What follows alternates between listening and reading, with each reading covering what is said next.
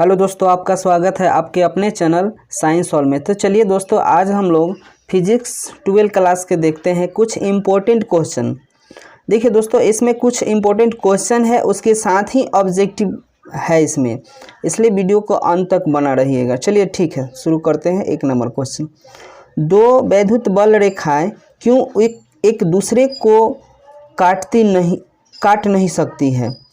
क्या दो समविभव सतह एक दूसरे को काट सकती है? तो चलिए देखते हैं। देखिए, कोई भी दो वैद्युत क्षेत्र रेखाएं परस्पर एक दूसरे को काट नहीं सकती है, क्योंकि ऐसे स्थिति में काटन बिंदु पर दो स्पर्श रेखाएं जा सकती है, जो कि एक बिंदु पर वैद्युत क्षेत्र की दो दिशाओं को प्रदर्शित करेगी, जो कि संभव नहीं है।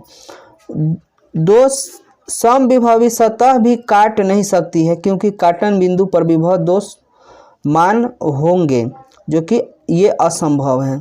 चलिए अगला क्वेश्चन जो है, समांतर प्लेट संधारित्र में दूसरी प्लेट का क्या कार्य है? देखिए, संधारित्र की जो दूसरी प्लेट है, पहली प्लेट के दिए गए आवेश की प्रकृति के विपरीत प्रकृति के आवेश से आवेशित होकर पहले प्लेट के विभव को कम कर देती है, जिससे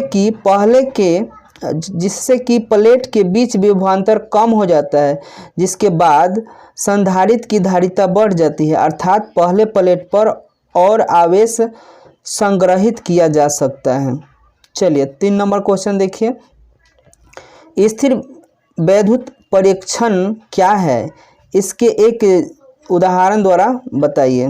तो देखिए, स्थिर वैद्युत परीक्षण किसी खोखले अथवा ठोस आवेशित चाल को दिया गया आवेश उसके पृष्ठ पर ही रहता है, अतः इसके वैद्युत क्षेत्र की वैद्युत बल रेखाएं चालक के अंदर प्रवेश नहीं करती हैं।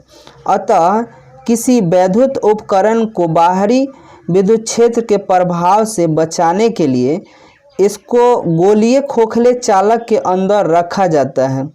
जो बाहरी विद्युत क्षेत्र है की वैद्युत बल रेखाएं चालक के पृष्ठ के लंबवत बाहर की ओर होगा, इसके अंदर प्रवेश नहीं करेगी, अतः वैद्युत उपकरण सुरक्षित रहेगा। यह प्रक्रिया विद्युत परिरक्षण कहलाती है।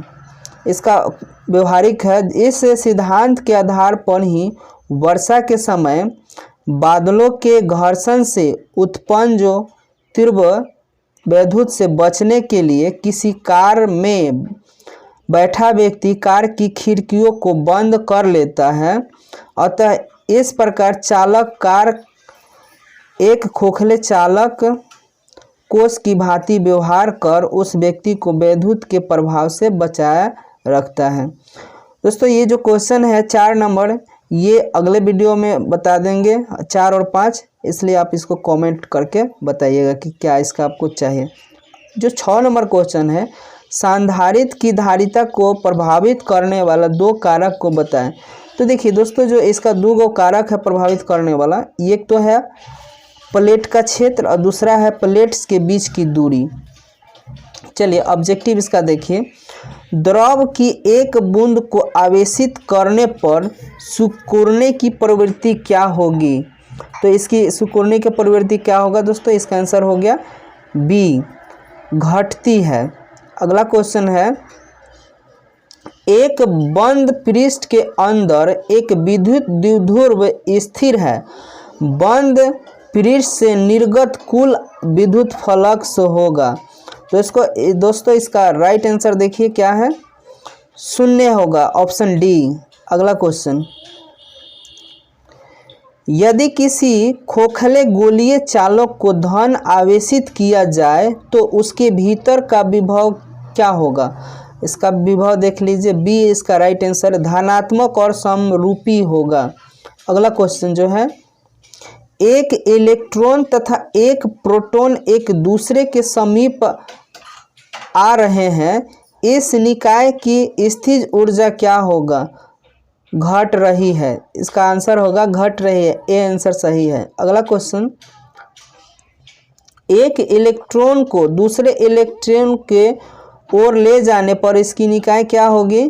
तो अभी देखे थे बढ़ती है। अगला क्वेश्चन है कि एक धन आवेश को निम्न विभव के क्षेत्र से उच्च विभव के क्षेत्र ले जाया जाता है तो आवेश स्थिति क्या होगा, तो उसका होगा बढ़ेगी।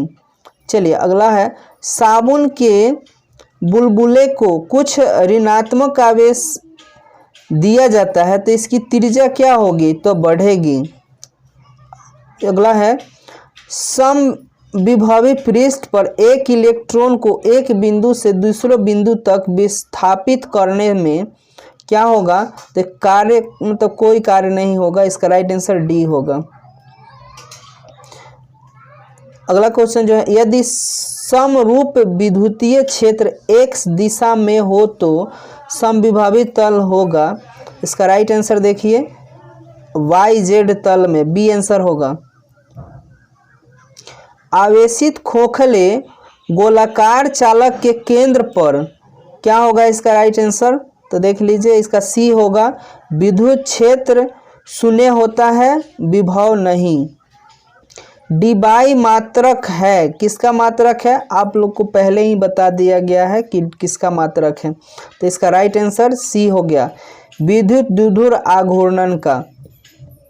अगला क्वेश्चन जो है विद्युत क्षेत्र ई और एफ भी के बीच संबंध होता है। इसका राइट आंसर ए।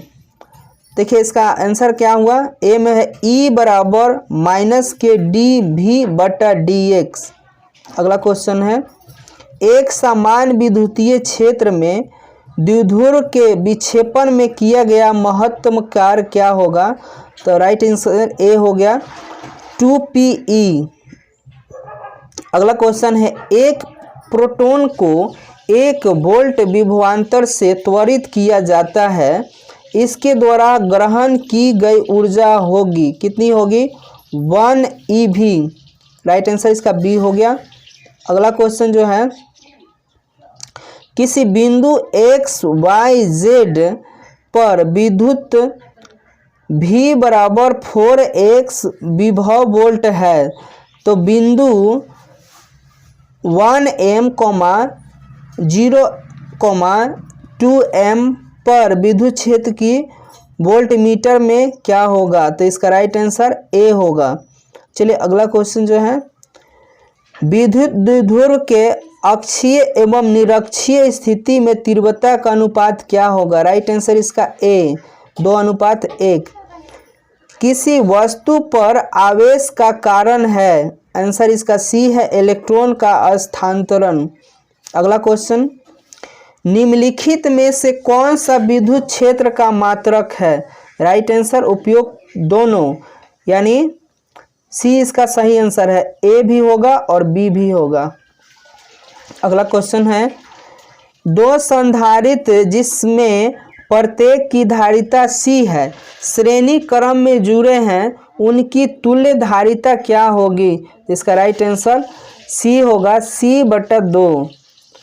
यदि कोई संधारित्र उपलब्ध हो तो उनके समूहन से उच्चतम धारिता प्राप्त करने के लिए उन्हें जोड़ा जाएगा, कैसे, इसका राइट आंसर बी समांतर क्रम में। अगला क्वेश्चन देखिए दोस्तों, अगर ये वीडियो आपको अच्छा लगा हो तो लाइक और सब्सक्राइब जरूर कीजिएगा। Thanks for watching.